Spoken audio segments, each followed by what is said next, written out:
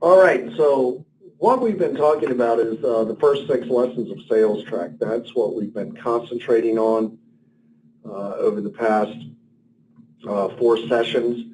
We're actually just completed a long session on recruiting.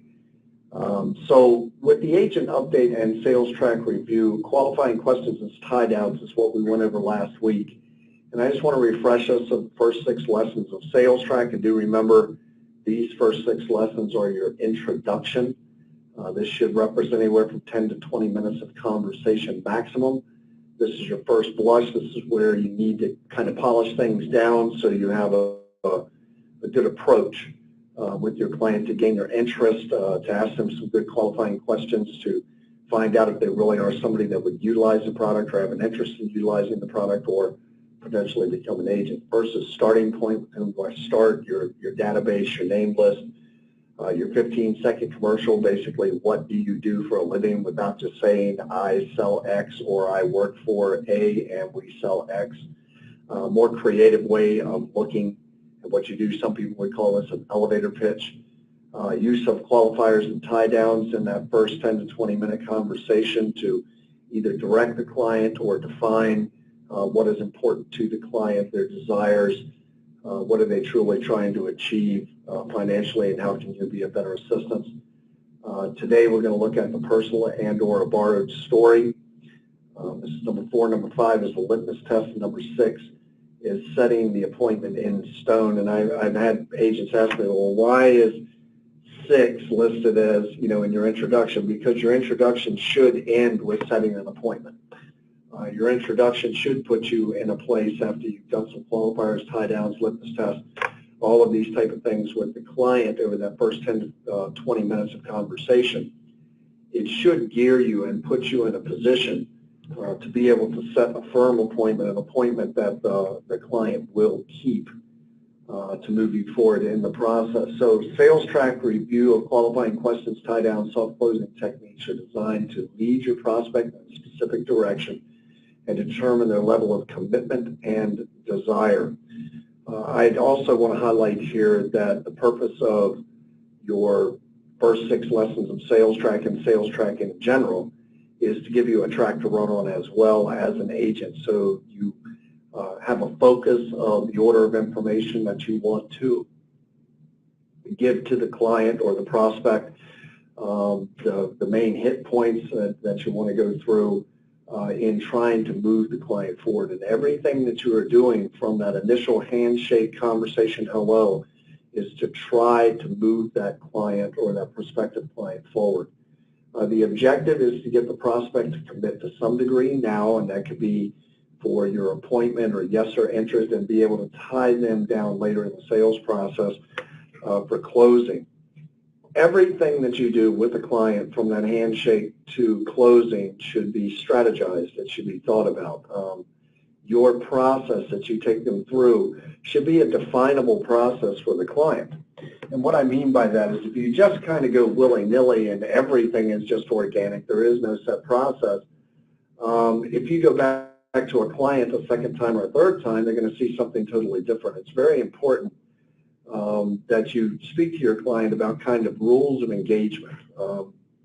What is going to take place in the process? What's going to be the first step, second step, third step?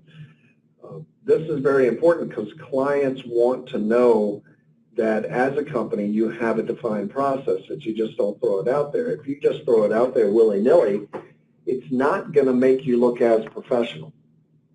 I want you to think about every profession you've ever dealt with in sales environment on the professional level, from automotive sales to insurance to financial planning, mortgages, all of them, every single one of them have a process that they take you through. Automotive has a very lengthy process that they take you through, and I'm sure many of you do not like that process. But that process has been developed over many, many, many years to give them the best response possible out of their client. The whole thing out of an automotive shop is get you thinking emotionally, get you off your game. Because once you stop thinking analytically and start thinking emotionally, then you can be molded, you can be manipulated. And I know that sounds horrible, but that's actually the fact. SalesTrack for automotive sales has been around for well over 60 years. And if you go to any dealer, what you're just now starting to hear is, we have easy purchase programs. We will give you the price right up front. SalesTrack is a process that has been developed in just about every industry to give the industry, the individuals representing the product, the best upper hand possible, the best track to run on, to elicit the best response and the most success for their efforts. So what are we talking about today? We're going to talk about the personal and borrowed story. And this would be your lesson number 4 in the first 6 lessons of SalesTrack. So personal or borrowed story, be very clear, there's nothing more powerful to a prospective client or agent than a compelling personal or borrowed story. And why is that? Well, people many times will get hung up on, numbers or detail or financial decisions and not really grasp all of that information or really remember it. But anytime someone tells a good story, anytime someone has a compelling story, you notice people lean in, they listen, they pay attention to this. So a big part of your sales process is having a story about this product. Now, I've had a lot of agents contact me over the years and say, Mac, I don't have any debt, so I don't really have a personal story with the program. It's not absolutely essential that you have a developed personal story. If you're out of debt, you already have a personal story, which would be something along the lines, I wish I'd have known where this product was 15 years ago, I'd have been out of debt a lot sooner. Or now seeing what this product does, I did it the hard way, I did it manually, I did it on paper, I did it with a budget, I did it by cutting back on what I eat, and had I known that there was a program out there or had this program been developed sooner, I would have been all over this and probably would have been out of debt a lot sooner. Now that's a good, compelling story, but it still lacks a little bit of punch.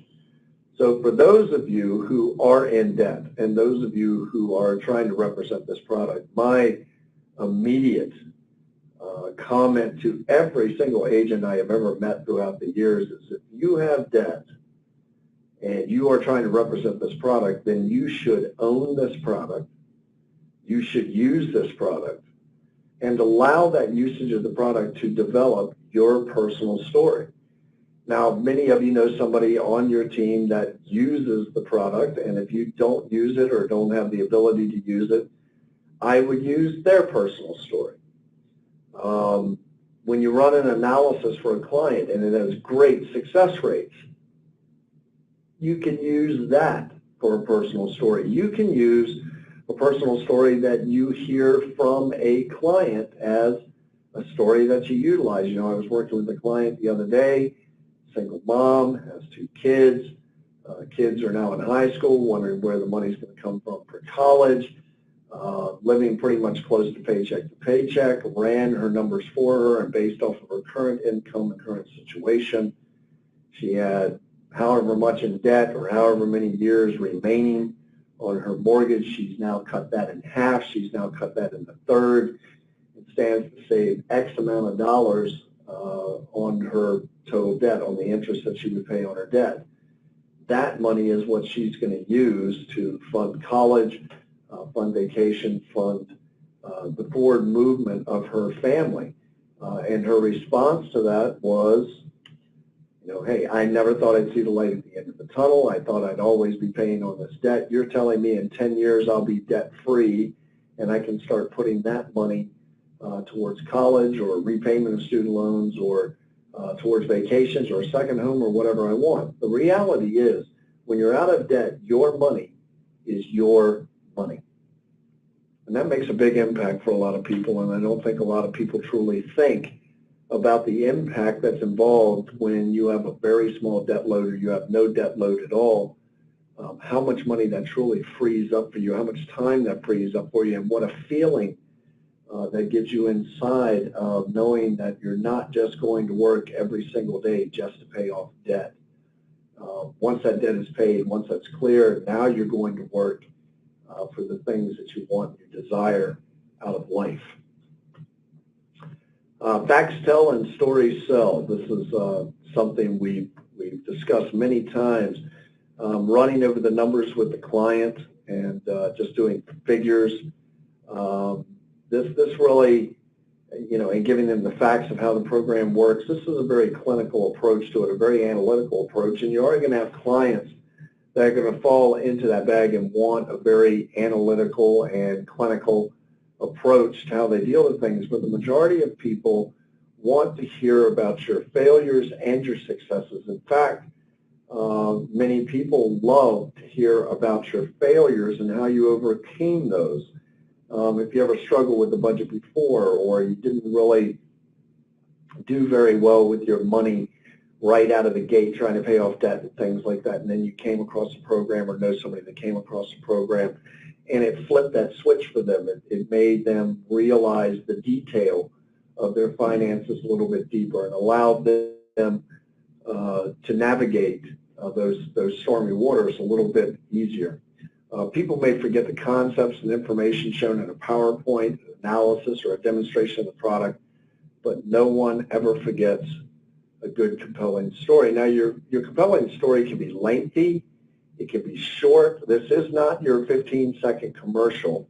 This is not what you do for a living without saying, I work for A and I sell B. This is your personal encounter with it. So this can go anywhere. I've had agents that come on board that were looking for another job or had to get out of an industry they'd been in for 40 or 50 years and were looking for other work. And they looked at this the first time and didn't really see the potential, but as they started moving through it and started working with it, they were able to replace the income that they had with that career with this business and do this as a full-time job. I mean, that's one way of looking at it. Another way of looking at it is the actual results that you had on your analysis, whether you had a home or you didn't. I was scheduled to pay back over $465,000 in total debt and interest over a 28-year period, but by qualifying for a very powerful program, I will save over $170,000 of total interest, and all my debts will be paid in full in 9.3 years. You can add things in there like I didn't have to refinance, I didn't have to truly qualify for the program, there was no change in my income, I still lived life the way I did, I just followed the prompts of the program, and it directed me the quickest way to get to zero. I was scheduled to pay back over $258,000 in total debt in a 28.5-year period, but by qualifying for a very powerful program, I'm scheduled to save over $165,000 of total interest, and I will be debt-free in 9.3 years. Does that sound like something that would interest you? Would you want to know more about this? You can elaborate. The personal story is your journey with the product, what it meant to you. Joan has a really good personal story. Darlene has a very good personal story that they utilize with their clients. So it is important that you develop this personal connection with the product, whether that be through a story, whether that be through demonstrating the account. What the client is looking for is, do you have a vested interest? Do you have a personal connection with this over and above just, I sell this, or just, yeah, I work for the company and this is the product they offer. People are very turned on by people that are passionate about what they do for their business. And many times the reason that people are passionate is what the client really wants to hear. Why are you so passionate about this? Why does it mean so much to you? Why are you pushing this product? Why are you so excited about the product or what the product is doing for homeowners? What about that is engaging to you? Why does it come across a little different when you say your personal story than just somebody talking about, yeah, I bought a new Mustang and I love the car to death and it's great. With a personal borrowed story, you can interject a lot of things like how you're helping other people realize their financial potential, or maybe the person you presented the results to that was just blown away and just couldn't believe it.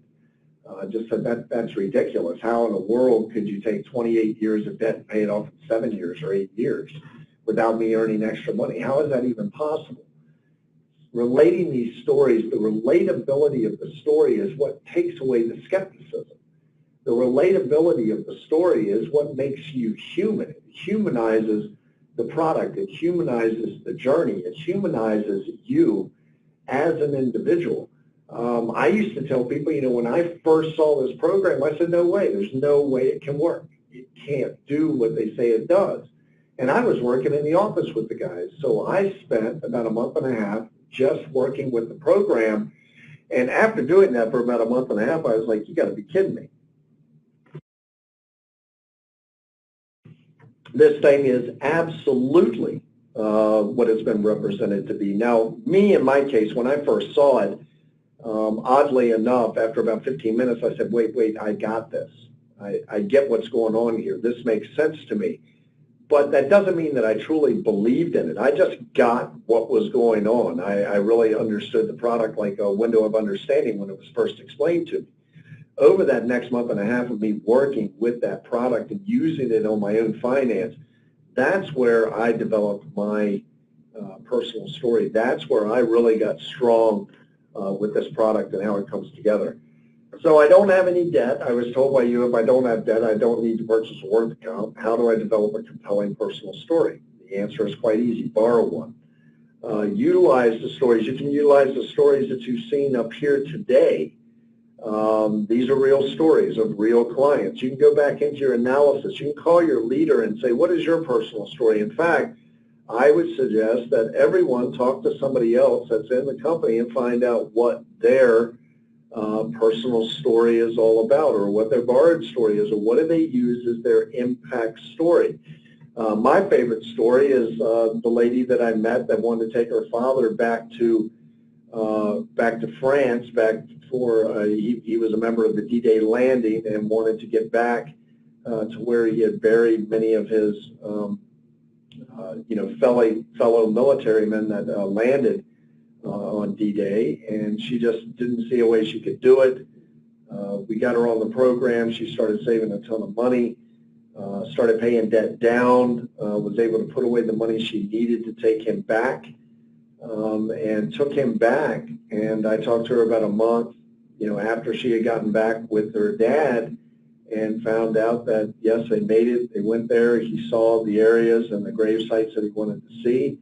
And upon returning to the U.S., he passed away inside of like 2.5, 3 weeks upon arriving back in the United States after visiting where he had landed during D-Day.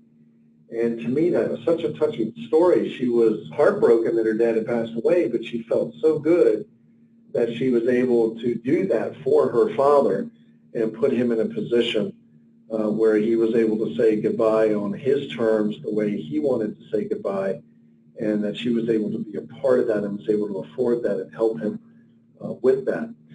So in a borrowed story, you just change the language a little bit. I have a friend who qualified for a very powerful program. She was scheduled to pay back over $465,000 in total debt and interest over a 28-year period. But by qualifying for this program, she will save over $170,000 in total interest, and her debts will be paid in full in 9.3 years. She didn't think it was possible at first. She had great skepticism when she first saw it. Once she saw the results of the analysis and got on the program, she's dialed in. She's on pace. In fact, our average client beats our results by about 20% in the first year based on what they saw in the analysis. Does this sound like something that would interest you? Does this sound like something you could use in your daily financials? A client of mine was scheduled to pay back over $258,000 in total debt over a 28.5-year period, but by qualifying for a very powerful program, they're scheduled to save over $165,000 in total interest, and they will be debt-free, believe it or not, in 9.3 years. Now listen, when you're doing your personal story, put a little more oomph in it. I mean, it'd be more like, hey, I've got a friend or a client of mine that was scheduled to pay back, check this out, over $258,000 in total debt, and their timeline was 28.5 years to pay this back. They qualified for a very powerful program that I'm associated with, and I'm happy to say that they are now on pace to save over $165,000 of total interest. Is that believable? $165,000 of total interest, and they will be totally debt-free. They're scheduled to be totally debt-free in 9.3 years. To me, that's absolutely amazing. So when I'm reading this off to you, you can change the words. You can put your own inflections in there. You can put your own personality into this. This is where that passion comes in for the product, comes in for what we're doing, comes in for what it has done for many, many homeowners across the United States, and many individuals that don't own homes that are just in debt. I was talking to an individual earlier today, and student loan load alone is $165,000. Student loans. Now, to me, that's mind-boggling. I mean, that's the cost of a small house 5 years ago. And now this is a student loan amount for somebody that's, and this person hadn't even done their graduate work.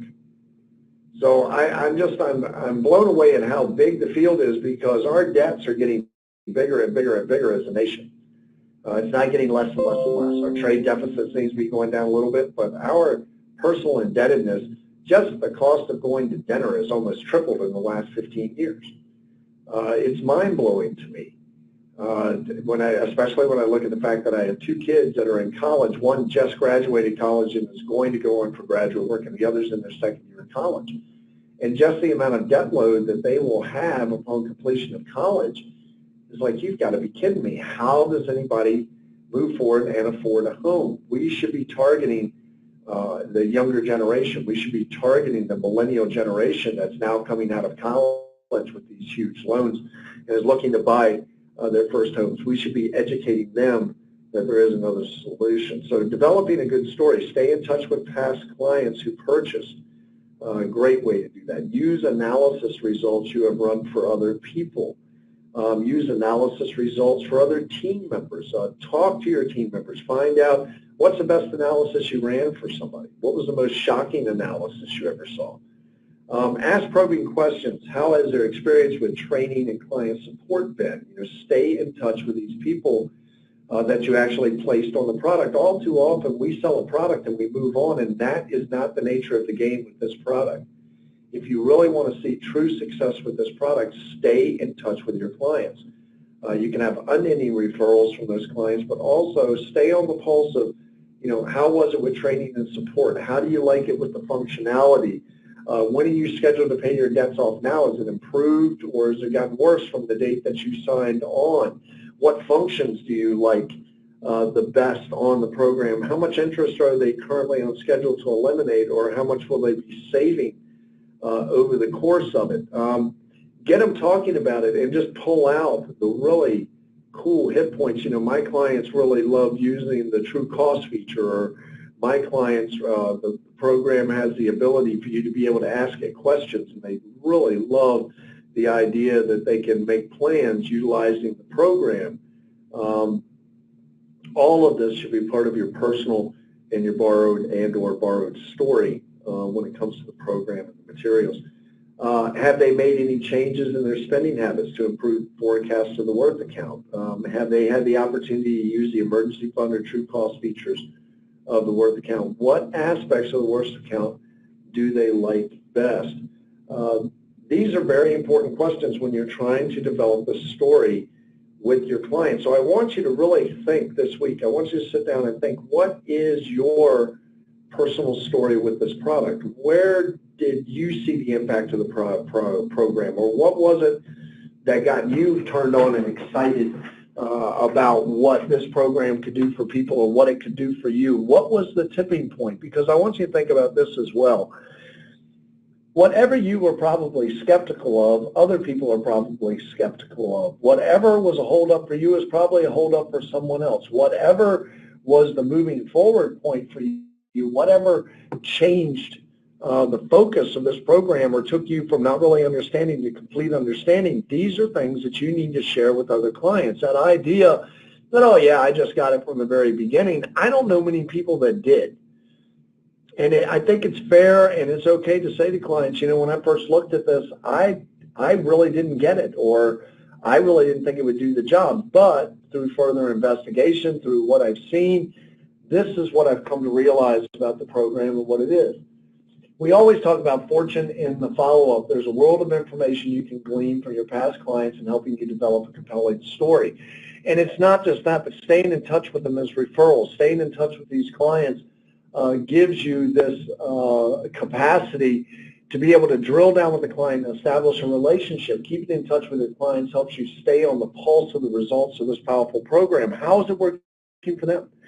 Yeah, are there things you maybe need to assist them with? Is there suggestions that need to be given to customer support or agent support on the feedback that you are receiving from their client? You know, many of what we're talking about, much of what we're talking about right now has to fall in that realm of being empathetic with your client. It has to be with kind of that feel, felt, found. You know, I understand what you're saying there, but that really comes a little bit more into the closing, because right now we are at just the initial setup. We're in our first 10 to 20 minutes of conversation, so you don't want to go too deep. The clients many times will come back to you. The questions you're going to receive are going to be pretty to the point and pretty small. You know, well, you know, how long has the product been on the market? Does it work for everybody? Do you have to get a credit check? If you're getting them interested, and that's really what this is about. We are talking about getting them interested to set up a first appointment so you can go in and do an analysis for the client, or have corporate do an analysis, and then move the process forward. Now, as you get deeper into the process, once you've run the analysis, once you've shared the results, yes, you're going to get into a closing sequence with the client where you're going to want them to make a decision one way or the other, either to use the program or back away from using the program, become an agent, or back away. And that's where we'll start getting into things like feel, felt, found, and we'll start getting into like the Ben Franklin close and things of that nature.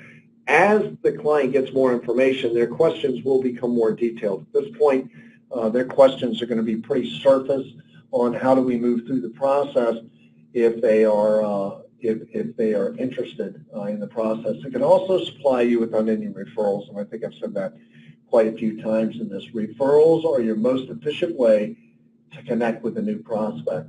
In closing, next week's lesson we'll be looking at the litmus test. Until then, stay positive, stay focused, have fun, and trust your training. Most of all, use the processes that are in place. I'm going to go to Darlene real quick just on personal borrowed stories and see if she has anything that she would like to add to the personal and borrowed story. Now, keep in mind, we are going to be looking at the litmus test next week. We're going to be looking at setting the appointment in stone.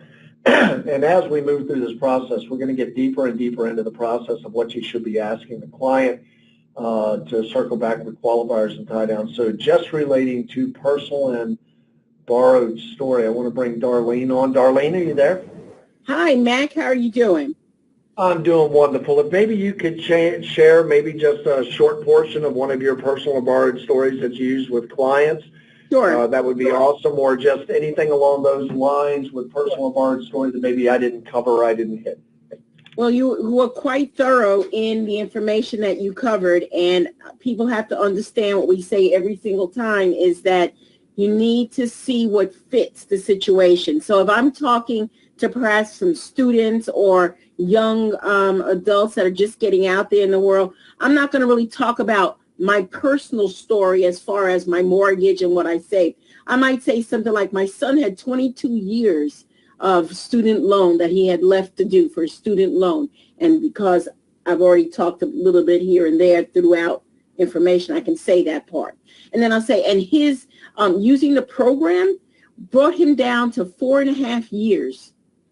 And he didn't have to double up, and he didn't have to refinance. And it took that worry off his shoulders, and it gave him back his power to be able to do what he wanted to do. So I throw something in there that's relatable to the people I'm talking with, and then I put something positive, right? Another positive statement right behind it of how it made him feel. And so if I'm talking to a person that maybe, and this is true, these are all true situations, someone that may have pretty much gone through most of their debt, and they're kind of coming to the tail end of their mortgage, for example, Mac. Well, I might say something like, this actually happened. The person said, well, Darlene, I only have 3 years left on my mortgage. Will this work for me? Well, I said, you know what? Honestly, I'm not 100% how it'll work for you, how much you'll be able to save, but why don't we run the analysis and see? And then because of that situation, I'm able to use his story. And the fact was, he did have 36 months left on his mortgage debt. All right, couple of the little things in there. And we actually got him down to 11 months. I mean, that is fantastic information to share with somebody. But I wouldn't have gotten those stories that I could use if I had not run the analysis. So I do use my stories of what I've done and my personal stuff based on the situation that I'm in.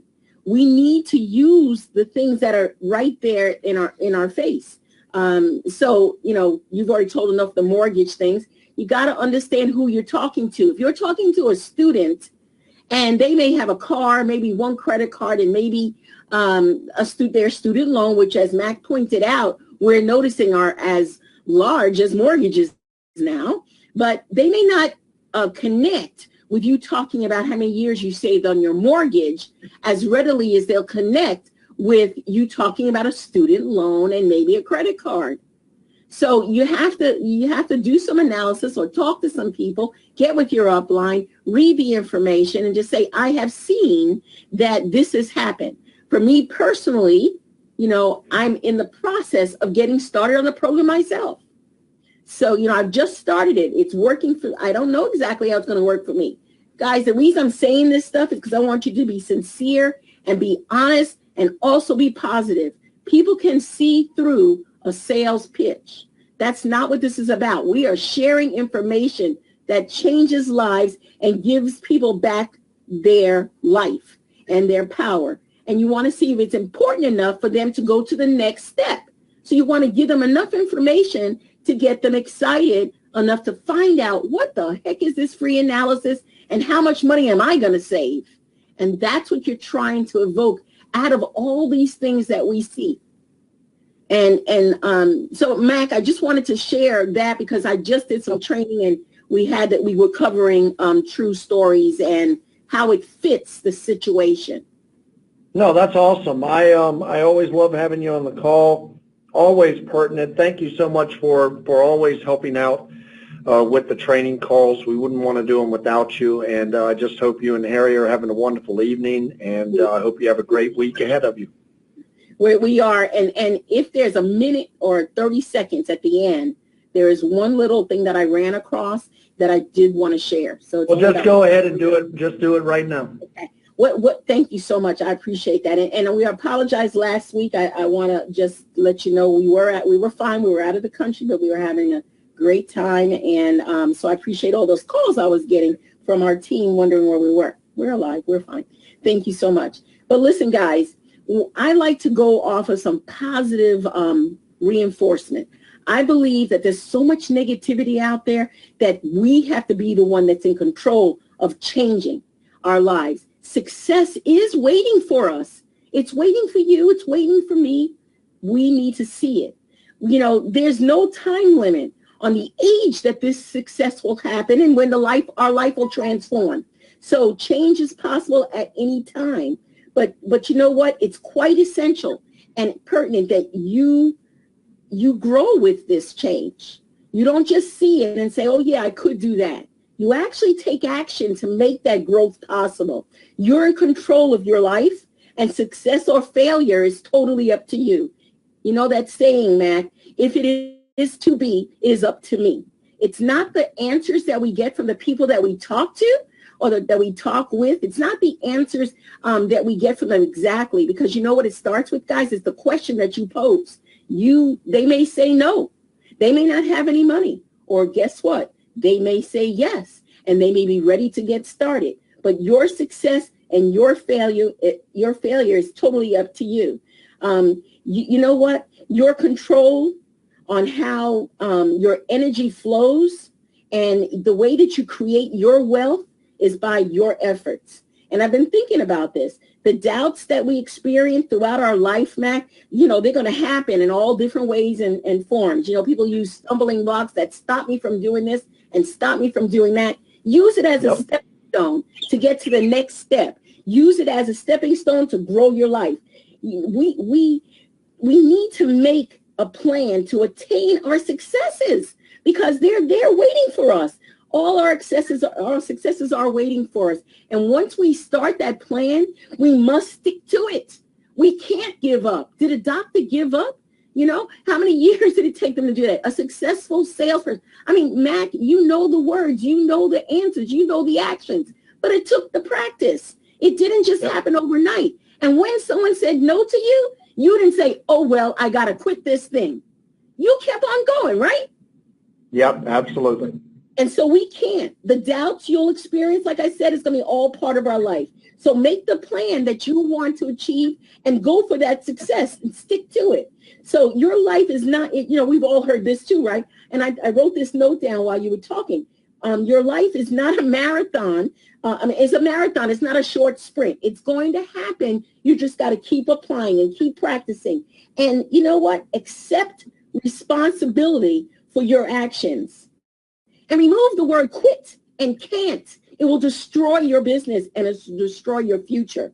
Get it out of your vocabulary. So decide you want to succeed, guys, and it will be yours.